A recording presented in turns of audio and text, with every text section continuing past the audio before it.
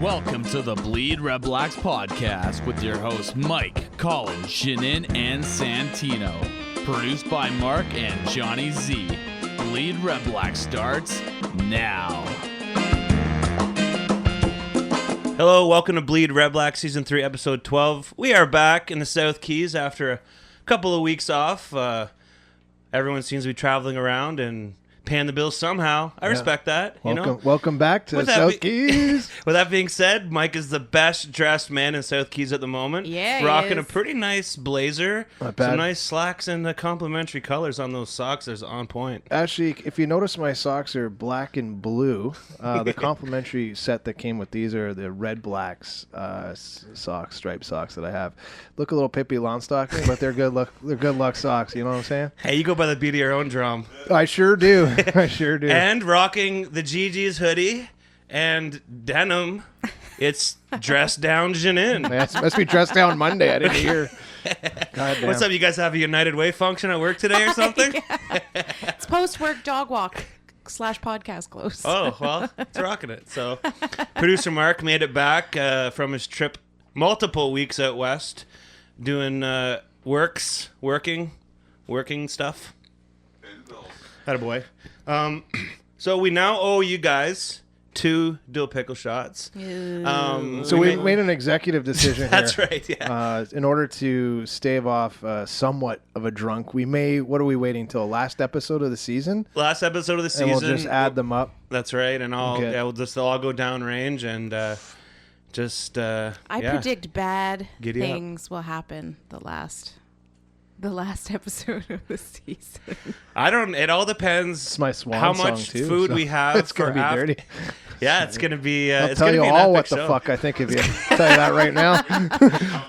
Maybe the last time we all see season ticket holder Mike, to be honest. Let's be honest. And we fucking tell you the way it is, I gotta air some grievances here. You know what I mean? Where's the poll? Where's that Festivus poll? Well, I don't know. We walked in here today and we were greeted with some nice French press coffee and some donuts from Suzy Q. So, even if I don't have a podcast, they'll just show up here Monday or Wednesdays and see what happens. Just see what happens. Nice. So this is old news, but we've had a couple weeks off. So Dunk and Peterson got bounced by the CFL. I guess their writing style didn't match the synergistic views the CFL is trying to pump out there, which I don't quite understand. But whatever. Lo and this doesn't really behold, affect me either way. No, it doesn't affect us. But lo and behold, we spoke about how are they going to change the message, and we had that discussion again. You know, up against the CFL, the logo. How do you put the shine back on that CFL football logo? It's not a shield like the NFL, whatever it is. But how do you put the shine back on it? Maybe you change the message a little bit. Who's delivering it? And I think that the message that both those guys were bringing was definitely different, obviously. Not for better or worse, just differently. Jay Dunk was he's trying to be that scoop guy, you know? And Crazy Rod will always be Crazy Rod. Let's be honest, he'll be the play-by-play for that team forever. So, anyways, they did what they did. We'll see. We'll see what if they fill those spots or if they'll just keep. I thought they did. Isn't it? What's his name coming over from? I'm actually not sure if they filled them. I know that Dunk and Peterson are still, they still have an audience. They still have a venue to Sportsnet, and also I think Dunk landed at, or maybe he was already part of 3 Down Nation. Yeah, he was. Yeah. Peterson has his own sort of post-game show and his own blog, and so they're still out there writing. I don't know if the CFL brought anybody in, but I love the CFL. You guys know I love the CFL, but I don't read anything on that site, so it doesn't really make much difference. I'm going to butcher this guy. Isn't it Rashdi? Arash Madani. Oh, Arash He's now Madani on was brought on to 3 3 Down Nation. Oh, okay, yeah. He was So brought on to 3 Down Nation. there'll be 10 pop-up ads for every story you read on there instead of 5. So now he's writing at another website I don't read. I got you. Just checking. Yeah. Sorry. Yeah. He probably already unfollowed you on Twitter anyway. So. Well, that's the name of the game, right? I don't know. Just call him out on it.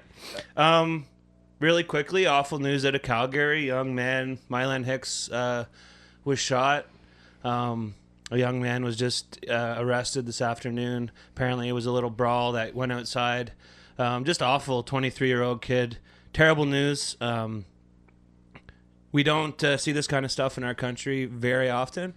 Excuse me, but it still happens, and it's awful. And This should rattle you every time. Like, I don't ever want to get used to hearing this. It's terrible, and man, hopefully the Stampeders at a strong room. It's got to be tough, really tough on them young men. And yeah, just our thoughts are with the family and the team, man. That's awful. Yeah, I don't know if you guys saw Joshua Bell, who's one of the veterans.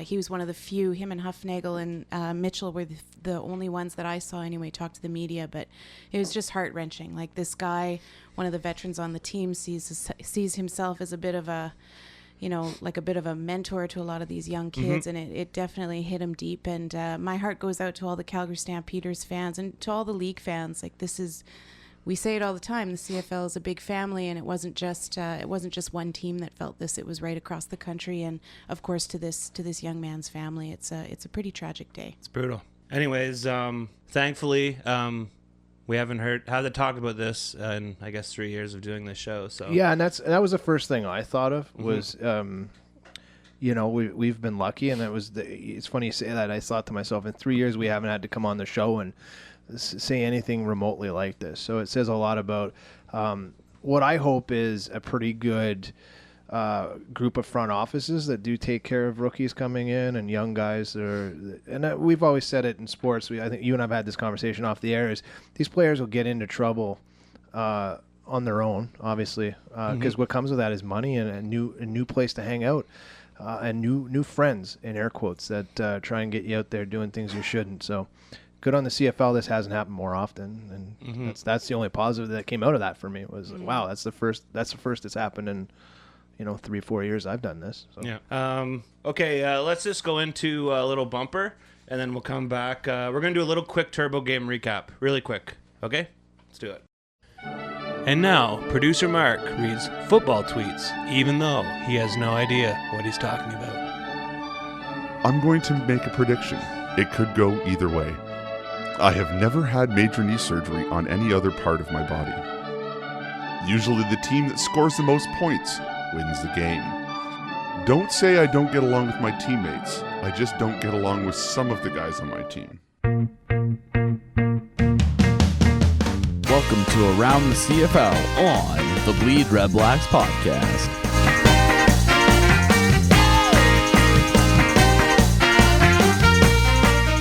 Okay, Turbo Game recap / Around the CFL. Last weekend, we got a pretty awesome game. We all watched our boy, Jamil Smith, light it up. What a beauty night, too, to be at the football field. Just crisp enough to have a sweater on. And Jamil Smith, I mean, that goes back to...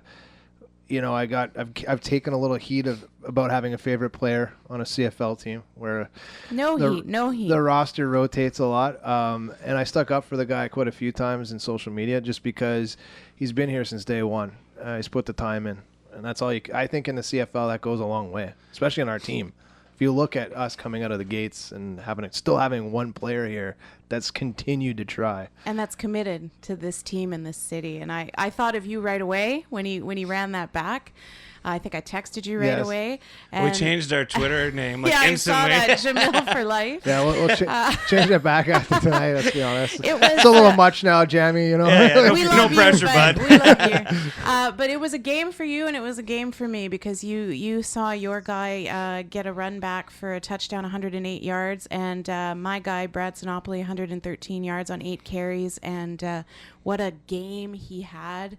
I like what Santino tweeted out. I picture Ottawa Jay's smile every time Brad Sinopoli makes a catch. So it was a great game for you and I, Mike. Great game. and that's the thing about and having a bit of a favorite player. People around you know that. I got in a few messages myself, and that's what's great. I mean, we were jumping up and down like two idiots in Section FF.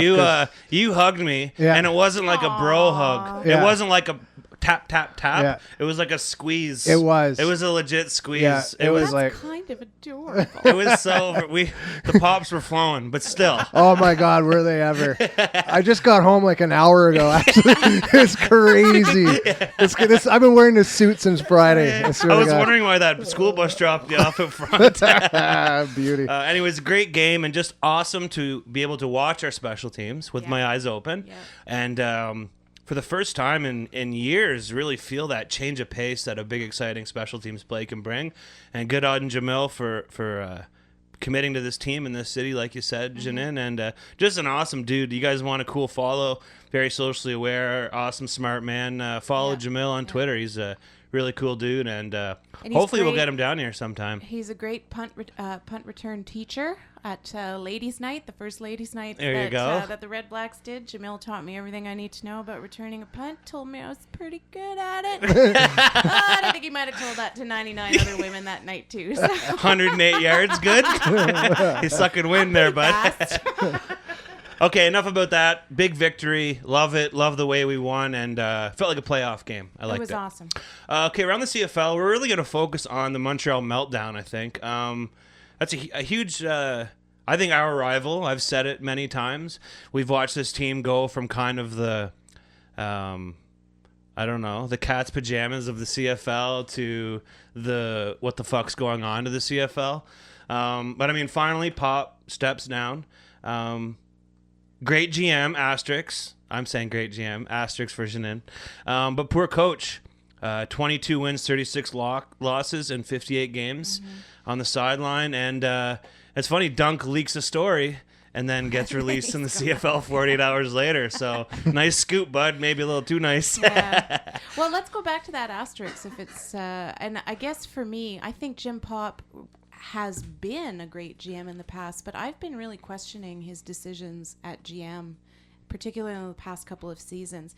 Bringing Michael Sam in, everybody in the league thought, oh, what a good news story. But I don't think Pop was doing this on principle. Pop was doing it to get a big name, make some big dough.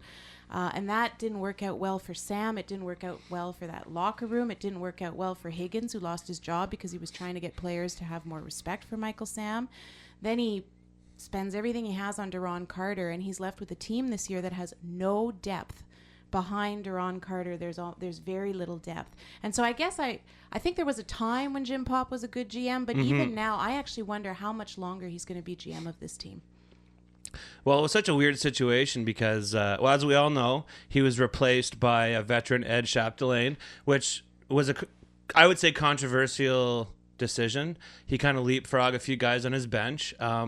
Dude does have the most coaching experience on the Als staff with over 25 years coaching experience, also a former slot back himself. He's also the first French-Canadian coach, so a smart hire there. And it's also, they wrote about this on 3 Down Nation, that it was kind of the only way they could have left Calvillo in the position that he was. And Ed'll still kind of help him with the offense, and I think everyone will say that Calvillo might have bitten off more than he could chew this year, which is hard to believe considering he is Mr. Als. So that was a question I was going to have for somebody like Janine, who's followed the league quite closely over the last few years. And I know you're a fan of Anthony Calvillo. Under that realm of Calvillo, the team seemed to be lockstep and just trying to win championships every year. So I always felt like, as a passive fan at the time of the league, I was always following Montreal. I always thought Calvillo was the rock that held that team together, and just kept them grounded. Why isn't that translating, do you think, for the rest of the team? Because we're going to talk a little bit about the attitude problem that's in Montreal. So maybe the culture of the locker room is a little mess. Would we not think Calvillo would be helping that or making it? Maybe it's just not in the right position. No, yeah. Well, you know what? I think as a leader on that field, wearing the uniform, hands down, there was nobody better than Calvillo. But there's a big difference, I think, when you're a player and you're looking for leadership. I don't think you look for it on the sidelines. I really don't. I mean, there's great coaches, don't get me wrong, and there's coaches that have a lot of respect and they have the room and the guys in the room believe in them. But when you're out there letting everything on the line, you're looking to your quarterback, or you're looking to, the captain of your whatever you're playing. But I'm not sure that his leadership is translating onto the sidelines, not because he's not a great leader, but because it's just a different role. Yeah. And he's not out there bleeding. That's with fair. them. Yeah, that makes sense. He was a real lead by example guy. I don't know how vocal he was. But he always... Well, he called his own plays a lot of the time, which is why I think this is a little bit odd. Yeah. But he was a quiet, calm leader, for sure. And how do you lead by example on the sidelines? That's right. Mean, I don't need to change sports, but greatest hockey player of all time. Remember when Wayner went behind the bench? Like, what a meltdown, right? Like, sometimes it just doesn't correlate. It doesn't matter how Patrick Wallace, how smart of a mind you have for that game. Yep. communication is huge. And he had a guy like Trustman that was his coach, and Trustman is just a genius. Yeah, I found an article from 2013, and it was actually describing how the owls. Another bird, a different kind of bird. How les zebus Lazy boo. were set to crumble upon the departure of Mark Trestman, and unless GM Marcel Desjardins stepped up, and that's pretty funny because we all know what happened with that scenario, and he did step up, but for a different club. Mm-hmm. Thank goodness for us. So, Janine and Mike, let me ask you, do you think Duron Carter is good or bad for the CFL? I actually think that he's... Look, I hate Duron Carter. I've said it more than enough times. I hate that kid's attitude. But I actually think he's good for the CFL. And here's why I think he's good. He's a damn talented player. He's one of the finest we have. He is an exciting player to watch. He draws people to the game. Even with that mouth of his, he draws people to the game. But with his play, he draws people to the game.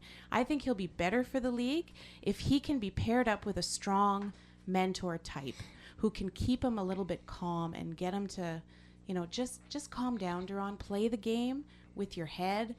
Stop using your mouth and just play the game.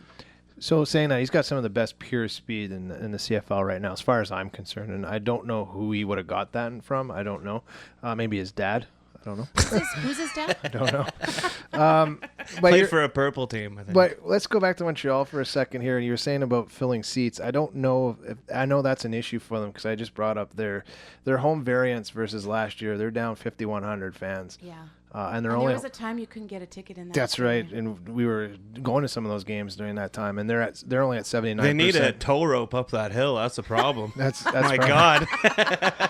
That's part of it. So my buddy went to school there. He said the amount of early morning classes he missed if it was on top of the hill was epic. Still graduated and is quite a successful professional, but just works downhill, I guess. 79% capacity is definitely hurting them in the pocketbook a little bit, and that's going to help them. It's going to affect their decision making over the next few years, and that's a big part of the CFL. If you need that.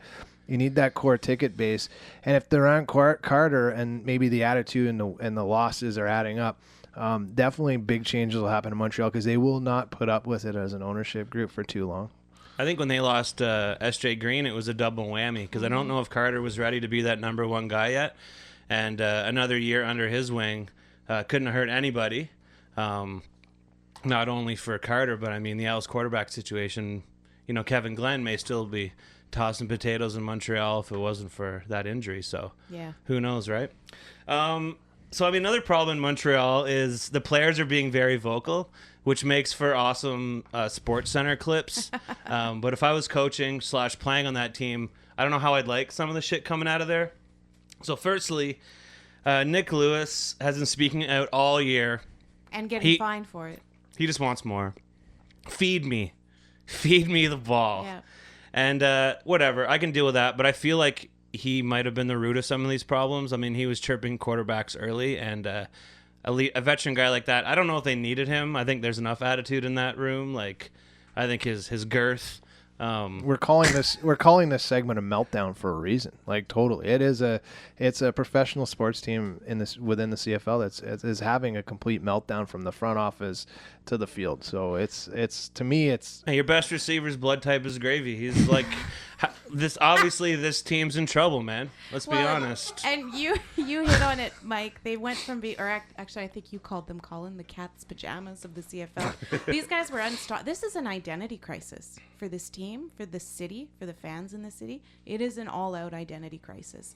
And they're going to go through some rough years, and what they're going to need a player. I really do believe this, with the skills of a Duron Carter, but with the attitude of G. Roy Simon, or one of these great, one of these greats who's now retired, who's going to be able to lift that team back into some modicum of respectability. Because right now they're that's the problem in Montreal. You're going to get into Montreal Canadiens media coverage and people will begin to forget about the Alouettes, and they're at that point now where Impact are trending upwards. What a wonderful time that is to go to an Impact game, and making a trip down to see the Owls becomes that, like, what kind of circus show am I going to see tonight? And I won't see a team that's being competitive, and then tune in to RDS to hear a bunch of nonsense. Not fun. I just really hope this Montreal meltdown.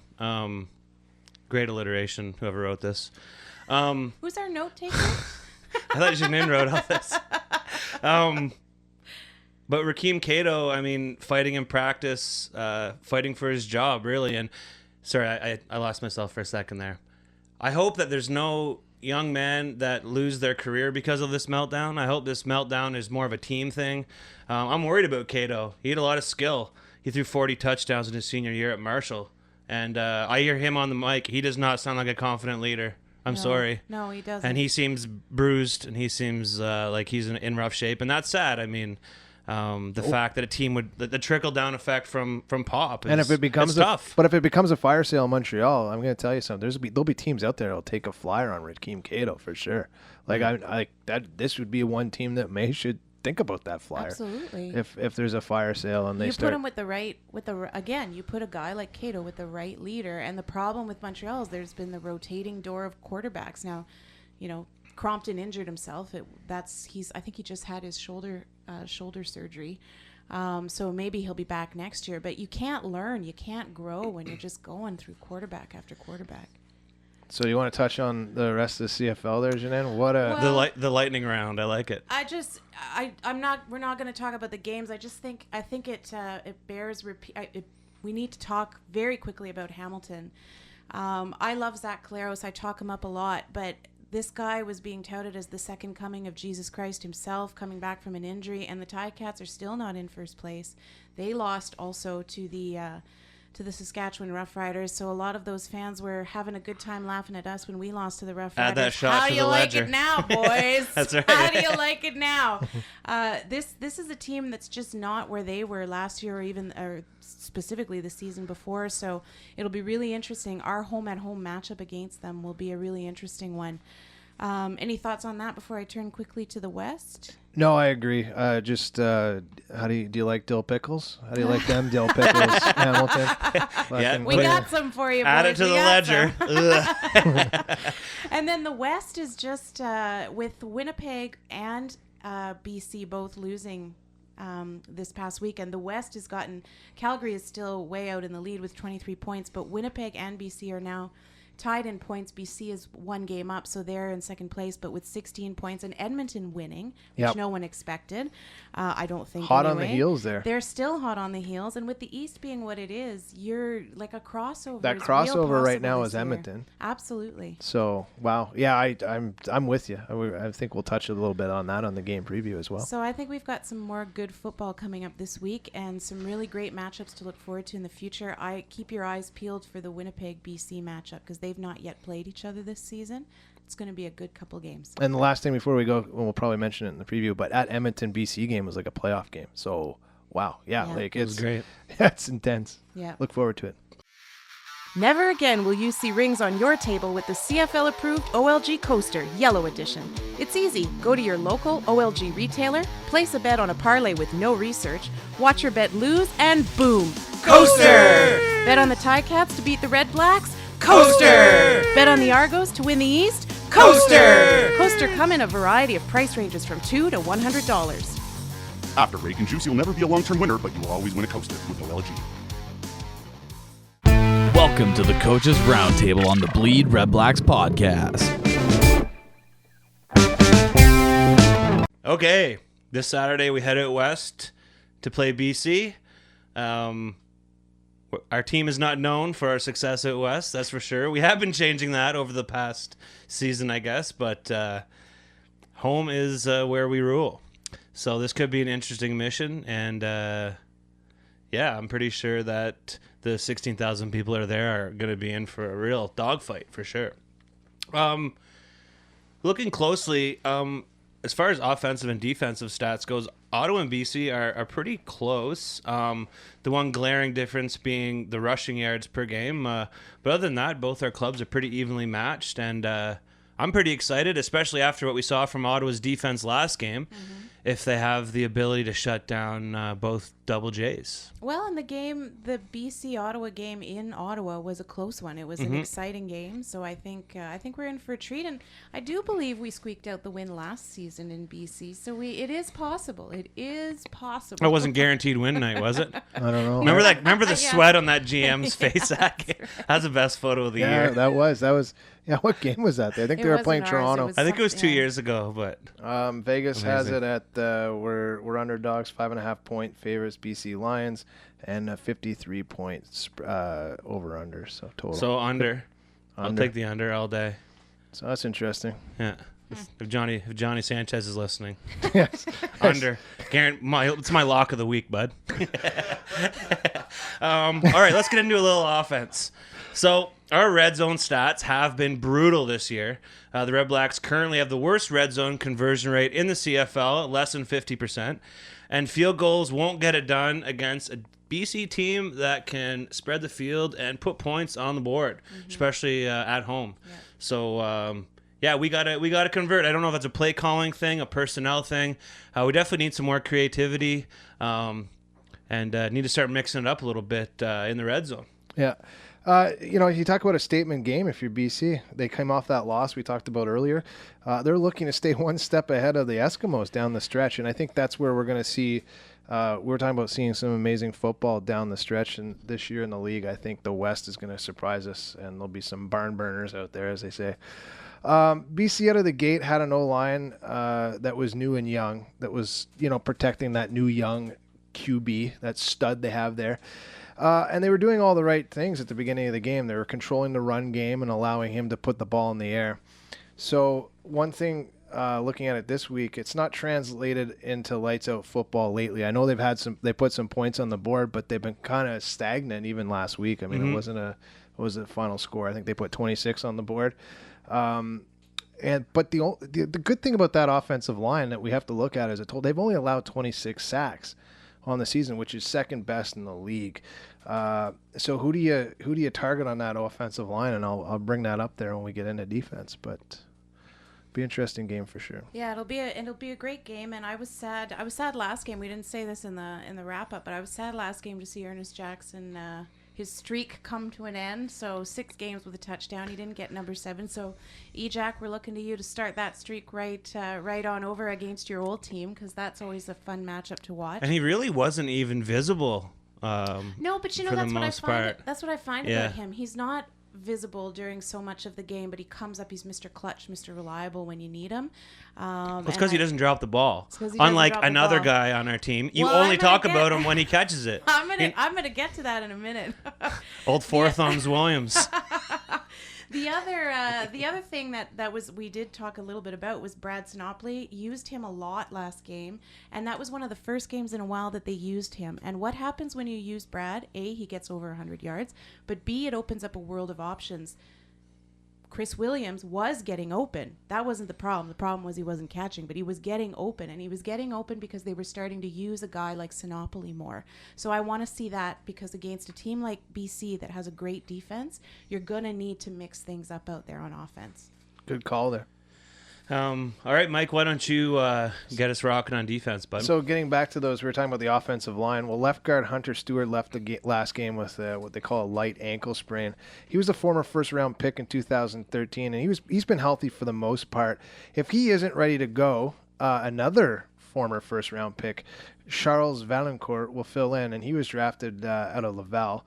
He played right tackle coming up the last few games, and he's been doing all right. He suffered a concussion protocol and had some issues in week 3. So the D-line has to be aware that this O-line is kind of being taped together this week. And so I think a lot of mix-up blitz packages, get them on their heels a little bit. And if some of these guys are playing on opposite sides, really take advantage of that. And we'll see as the injury reports come out later this week where they stand on the offensive line. Mm-hmm. And I just want to say we got Aston back on the D. My gym buddy is Amazing. back on the D line, Amazing. so that's gonna be. He was beast mode on that outside. He was, and it was great to see him back there. I was really happy. He's got one of the best bull rushes in the CFL. He's a big dude. For me, what I'll be looking for is I'm still like our secondary. You said you're right. They had a great game. They held the Argos to 12 points, but there are still still taking stupid, angry penalties. Like, they're getting angry out there. Kane, what the hell was going on with Kane last Took the words right out of my mouth. Trending downward for sure. Mike and I were talking about that in game. Yeah. Will he? Oh, sorry. Go ahead. Will he be on this team next year? Yeah. I don't think so. I don't think so either. I think he's. We put up with a lot of crap from him in the past, as far as like the over-the-top theatrics, the silly penalties, because he was producing, but he's not doing that anymore. And I think what's really happening is he's getting targeted. The most physical and gifted receivers are matching up against him, and he just doesn't have the size to compete with them. He's such a small guy, and I think the reason I think this is such a key in this game, and I feel like a broken record because I'm talking about these penalties every time we're in the studio, but I meant to check the stats before I came. I didn't get around to it, but I think BC is one of the least penalized teams in the league. Buono runs a tight discipline. He sure does. Mm-hmm. So you can't pull that shit against Buono and his boys. And what goes back to that is he's had depth. One thing the BC Lions, we talked about this early in the season, they've had depth so they can make those moves. Mm-hmm. Last thing on Kane, his closing speed has been poor this year. I don't know. Maybe he's playing slightly injured. I don't know what the answer is, but his closing speed is terrible. We had even talked about his angles are off. He's not pursuing. I think he thinks he's faster than he is, to be Maybe honest. that's what it is. Yeah. He's just not closing, and we're seeing other guys like Rose step up last game, and he looked awesome, and I'm going to talk about him right now. I think he's our best defense for shutting down Emmanuel Arsenault. He's 5th in the CFL in receiver yards, 6'2", 210. This big body may give Gavins and Kane fits. I don't see how they can cover him. So hopefully Jonathan Rose has a big game and can somehow keep that guy in check. Also, BC leads the league in rushing. With just shy of 1,300 yards. They also lead the league in rushing touchdowns. So it's not like we can just drop everyone back and prevent that passing offense from kicking our ass. Double J, either one of them will run silly on us. Mm-hmm. Like you had mentioned this, the return of Aston Whiteside is huge, and we're going to need him to really bring his A game again. We also need to shut them down in the red zone, force them to take 3 points. Until we start converting at an acceptable rate, we can't give that back to them. Mm-hmm.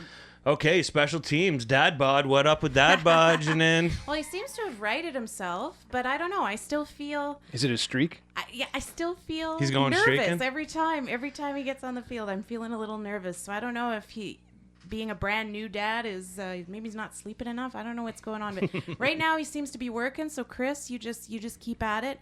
I know I didn't write this in the notes, but it just occurred to me as we were chatting. Chris Rainey, special teams. Gotta stop Chris Rainey, one of the most dangerous punt returners in the league. What scares me the most is that I don't think one of our punts last week made it over the uprights. The trajectory was kind of like similar to the hot dog cannon. I mean, dude, I don't know. What happened to him last week? I have no idea, but Mike and I were both like, if we kick like that to anyone who's competent, we're going to get burned. Like, how do you cover them when there's 30-yard cushion between your guys approaching? Like, the trajectory. Like, I want to see rainbows, all right? I don't want to see lightning bolts. Please. I want to see a line drive. No unicorns, but rainbows at least. Anyways, I think we need to keep them just kicking long field goals and let Jamil return it for 6. Like, that's pretty much the easiest way to win on special teams, right?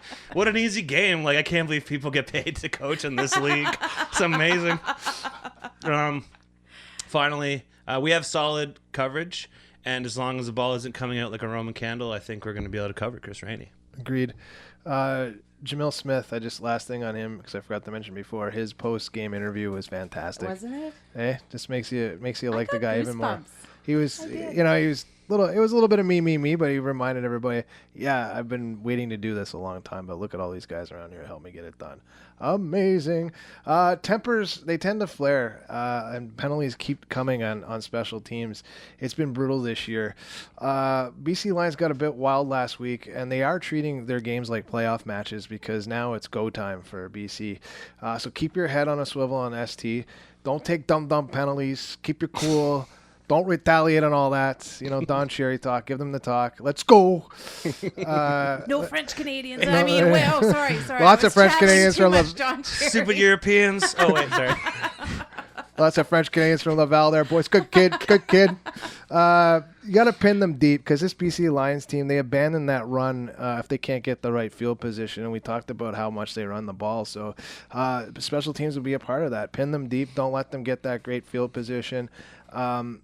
Let them hit that panic mode they get into, as the BC Lions do. They kind of panic and they go to the throw, and it doesn't always work. So they tend to melt down too if they don't get a couple of scoring drives put together. So we've talked about Jennings. He's still learning, right? And he's fabulous, but when he's under pressure, he starts to dance. And he's ready to make all the wrong passes. Yeah, exactly. He's that kind of guy. And that's when our secondary can shine if they stop taking stupid penalties. 100%. All right, well, I think it's going to be a close one. The under, my lock of the week. Lock of the week. Throw the mortgage on there. No worries. Even Hear with that, the rake. honey? Even Throw the with the mortgage rake. on there. Even with the rake. Oh, yeah, Janin's husband's here. What's up, Craig? Just keeping it real. Okay, let's blast into a little renegade rant, and we're going to hear Santino talk about Chris Williams. You know, we really have to hand it to him.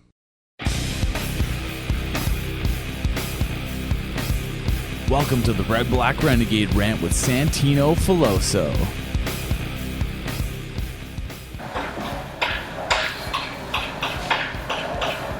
Dear Chris Williams, you are arguably the most dangerous receiver of the Fab Four that the Red Blacks boast, but I gotta admit, you're also the most frustrating. You're a guy that can completely take over games, and that puts the fear of God into opposing defenses and players, but you're also the same guy that is the leading cause of hair loss among North and South Siders. With each catchable ball that you drop, more and more of our nation's hair is pulled out. Look, I get that you just went over 1,000 yards for the 4th straight season, and that you finished Friday night's win with 3 catches for 56 yards. The thing is, if not for a couple of drops, you could have easily hit the 100-yard mark.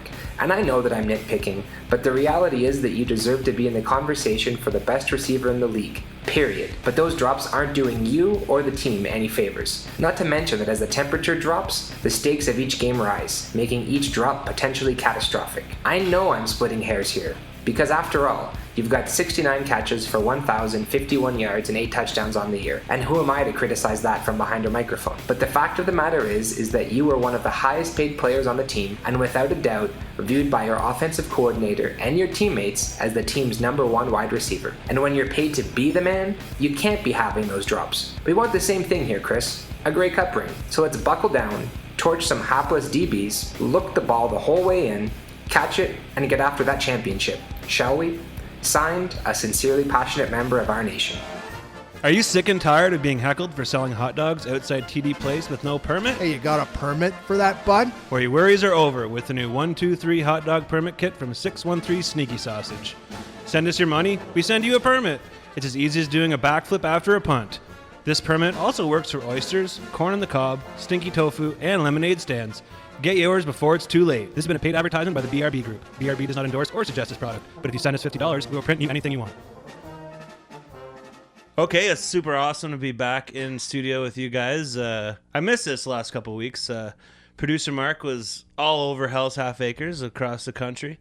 Mike's doing his thing in preparation for a big business trip. You're heading out on next week or something? Yeah, I'll be So you'll be gone for the until November. I'll see you guys. Scary thing is I'll see you guys October 26th back in studio, and then I turn around and fly back out to the U.S. The first week of November. So October 26th will be the first show I ever miss. Yeah. So it'll be a little role reversal. So you're going to have to come over here and... Can I sit over there when you're gone? No. Mark, I'm going to sit over there. Don't you fucking tell him. No, I want everything set up the same way. I want a picture of me over there with my MS Paint photoshopped his head on top of mine. Perfect. I'll wear this suit. And look at the size of this head. You may want to scale it down a little bit. We'll It'll be buzzing right away. It's already broken Photoshop, you look actually. like those clowns that you punch and they just bounce right back up again. So with that being said, it may be Janine and I just for a few shows. Well, it may be Mark and I for a few shows. When do you leave? I'll be in Italy from October 9th to October 26th, and I don't think I'll be back in studio on the 26th. So on the 26th, it'll just be me down here. Can you mic up those 2 cats that got upstairs?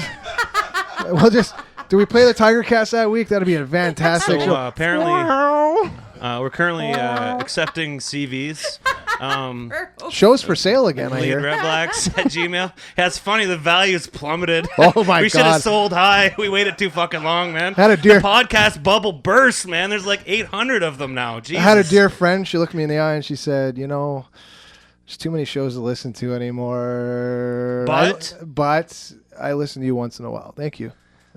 Yeah, she had some nice things to say. Yeah, So that's good. That makes us I feel listen good. to you every time. But it really is just to listen to me. Exactly. I just downloaded it. I've never Do heard they still have one a show. podcast? The guys that started this whole thing, do they still have a show in BC? I wouldn't know. We following them on Twitter? I can't remember. I'll actually be on their show on Wednesday. So. That's awesome. Yeah. Thanks for letting us know. I'll definitely never accidentally unfollow him again, ever.